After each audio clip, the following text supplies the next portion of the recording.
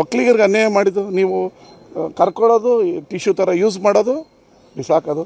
ನಾನು ಅವತ್ತಿಂದ ಹೇಳ್ತಾ ಇದ್ದೀನಿ ಜನತಾದಳದವ್ರಿಗೆ, ನಿಮ್ಮ ಗ್ರೌಂಡನ್ನು ಕಿತ್ಕೊಳ್ಳೋದಕ್ಕೆ ಮಾತ್ರ BJPಯವರು, ನಿಮ್ಮ ಕೇಡರನ್ನು ಕಿತ್ಕೊಳ್ಳೋದಕ್ಕೆ ಮಾತ್ರ ನಿಮ್ಮ ಜೊತೆ ಇದ್ದಾರೆ. ಬಿಸ್ಕೆಟ್ ಥರ ನಿಮಗೊಂದು ಕೇಂದ್ರ ಮಂತ್ರಿ ಕೊಟ್ಟಿದ್ದಾರೆ, ಆದರೆ ನಿಮ್ಮನ್ನು ರಾಜಕೀಯವಾಗಿ ಸರ್ವನಾಶ ಮಾಡ್ತಾರೆ. ಇದನ್ನೇ ಎಚ್ಚೆತ್ಕೊಳ್ಳಿ. ನಿಮ್ಮ ಗ್ರೌಂಡನ್ನು ಹಳೆ ಮೈಸೂರಲ್ಲಿ ಕಿತ್ಕೊಳ್ಳೋಕ್ಕೋಸ್ಕರ ಇರೋದು.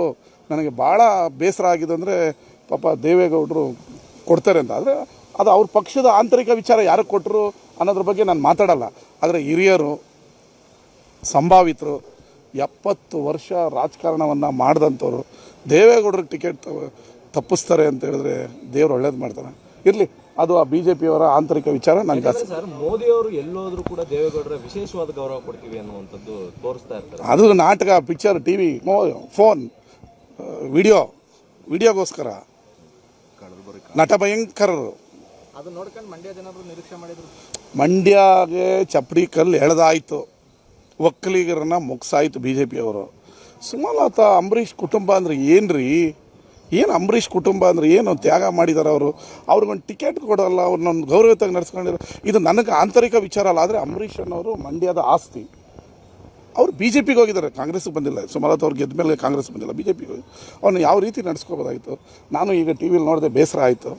ಅಂಬರೀಷ್ ಅಣ್ಣನ ಕುಟುಂಬನ ಈ ರೀತಿ ನಡು ನೀರಲ್ಲಿ ಕೈ ಬಿಟ್ರಲ್ಲ ಅನ್ನೋ ಒಂದು ಬೇಸರ ಆಯಿತು.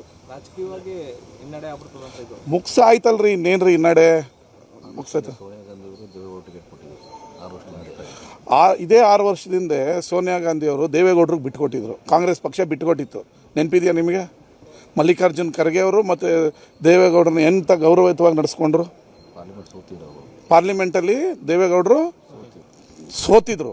ಆವಾಗ ಇವರ ಅನುಭವ ನಮಗೆ ಬೇಕು ಅಂತೇಳಿ ಕಾಂಗ್ರೆಸ್ ಪಕ್ಷ ದೇವೇಗೌಡರನ್ನ ರಾಜ್ಯಸಭೆಗೆ ಮೊನ್ನೆ ಇನಾಮನೈಸ್ ಮಾಡೋದ್ರಲ್ಲಿ ಕಾಂಗ್ರೆಸ್ ಪಾತ್ರನೂ ಇದೆ. ಇದನ್ನು ಅವರು ಜನತಾದಳದವ್ರಿಗೆ ಹೇಳಿದ್ರೆ ಹೊಟ್ಟೆ ಕಿಚ್ಚು ಮಾತಾಡ್ಬೋದು.